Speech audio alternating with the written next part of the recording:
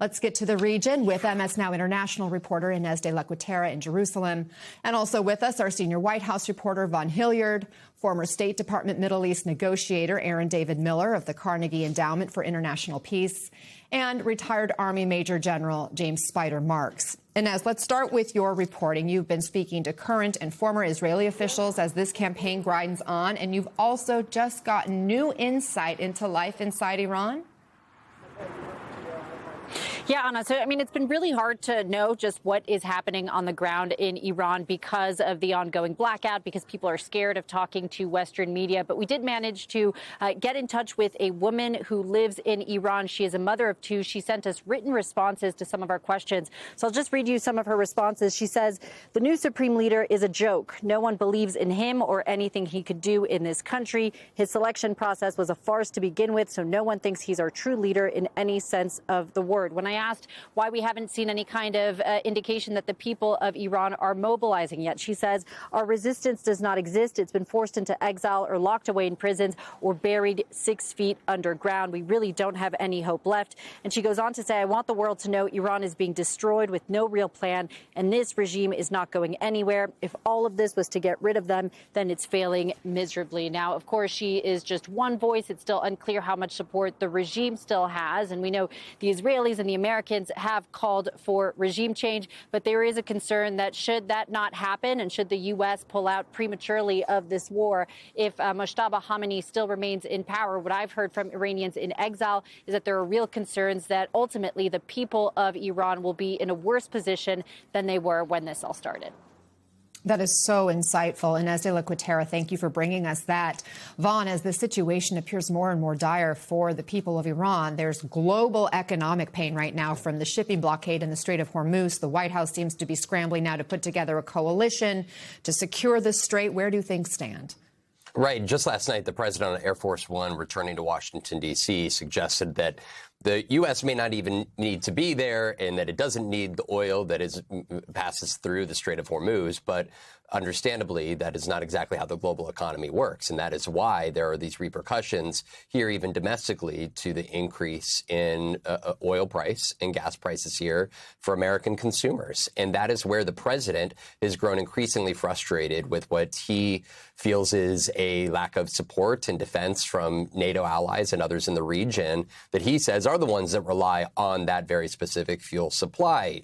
This is a moment here. I want to let you listen to the president of the United States directly, seemingly suggesting that there is still very much a concern around the Strait of Hormuz and a military one in which there is not a clear pathway forward. I want to let you listen to him. Take a listen. We are talking to other countries about working with us for the policing of the strait. And I think we're getting good response. If we do, that's great. And if we don't, that's great. Remember, like as an example, in many cases, the NATO countries, we're always there for NATO. It'd be interesting to see what country wouldn't help us with a very small endeavor, which is just keeping the strait open.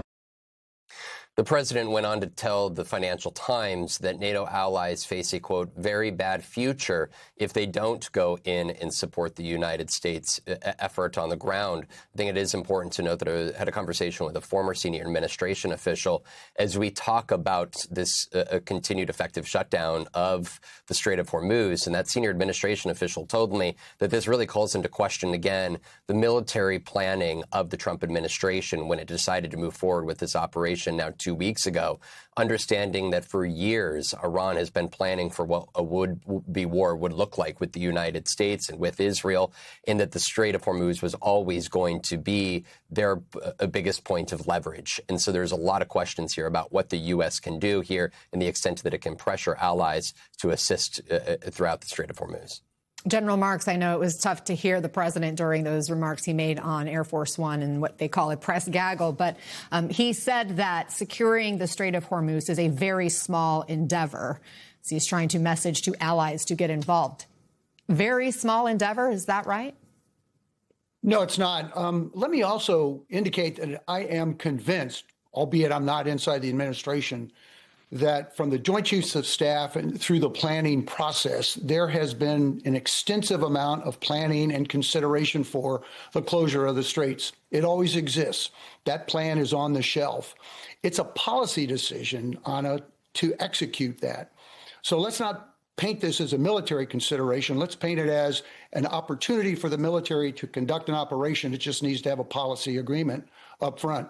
But you're exactly correct. This is no small endeavor. It requires naval vessels with mine countermeasure capabilities. That is the ability to detect, identify, and then render safe. That means blow up or push to the side, mainly blow up mines that are in the straits. The U.S. Navy has that capacity, but it requires a significant amount of application of force and those vessels in the straits. If you look at the tankers lining up and as they come through, look, you would need to put destroyers or other kinds of littoral ships in those waters, and it would also require some top cover, air defense capabilities, which they have, as well as strike capability to go inland into Iran and be able to strike hopefully in advance of the release of drones or ballistic missiles or fire, the firing on those vessels as they pass. The issue is once you start that, you now have opened the door for that type of operation to continue. And when do you make the determination that you've achieved, mission success, or at least you've reached a level of stasis where you can back off a little bit? But this is a commitment of resources for quite some time. Aaron, as Vaughn talked about his conversations with administration officials, our colleague David Rohde also spoke with several military and maritime experts, and they say the administration really should have seen this Hormuz shutdown coming. Aaron, do you expect these other countries now to swoop in and help? I don't. I mean, maybe the president can convince the French and the Brits. The Australians have already said no. China's an intriguing example. He's now threatening to call up the summit with President Xi if he doesn't get satisfaction here. Look, I mean, I'll leave the military stuff to the inestimable Spider Marks.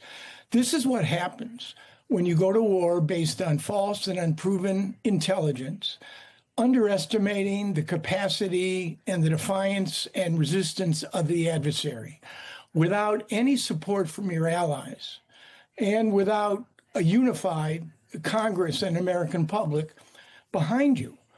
Look, I was a part of Bush 41 in the wake of Saddam's invasion of Kuwait. You don't create the coalition after you go to war.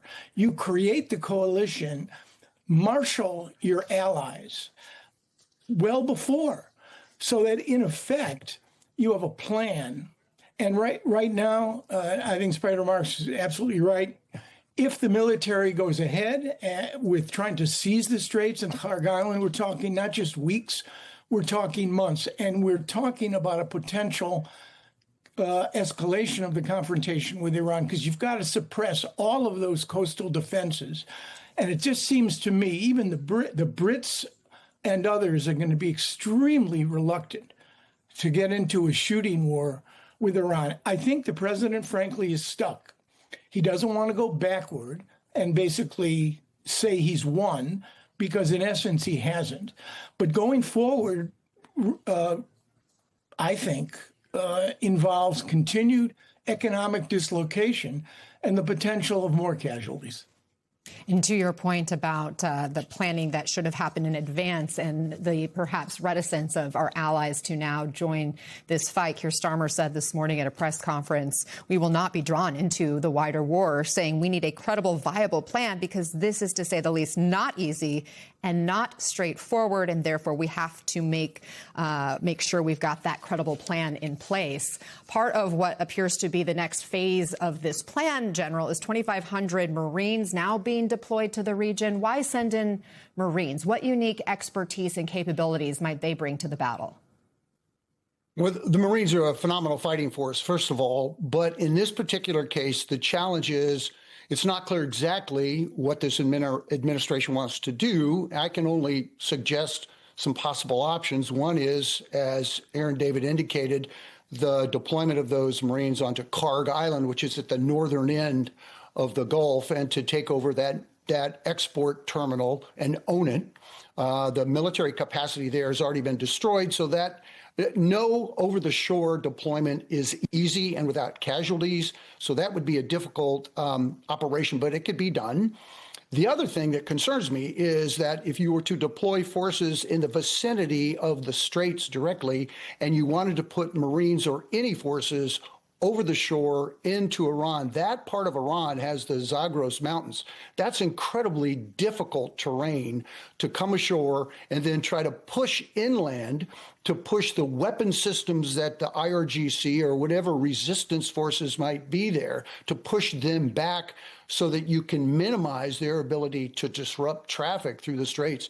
That's a very, very difficult task, and again, would take a considerable amount of time. Now, if you own that high ground, you then have an incredible capacity to ensure safe passage, and you can then control the Straits of Hormuz. But again, the task to get there puts Marines ashore, all the logistics requirements, the top cover that's necessary, military top cover in terms of air defense and weapon systems. This becomes a very, very difficult, long engagement. And again, look, the U.S. and the Israelis have aerospace supremacy, not superiority. They own that airspace. But we still see what they are capable of doing inside the Gulf.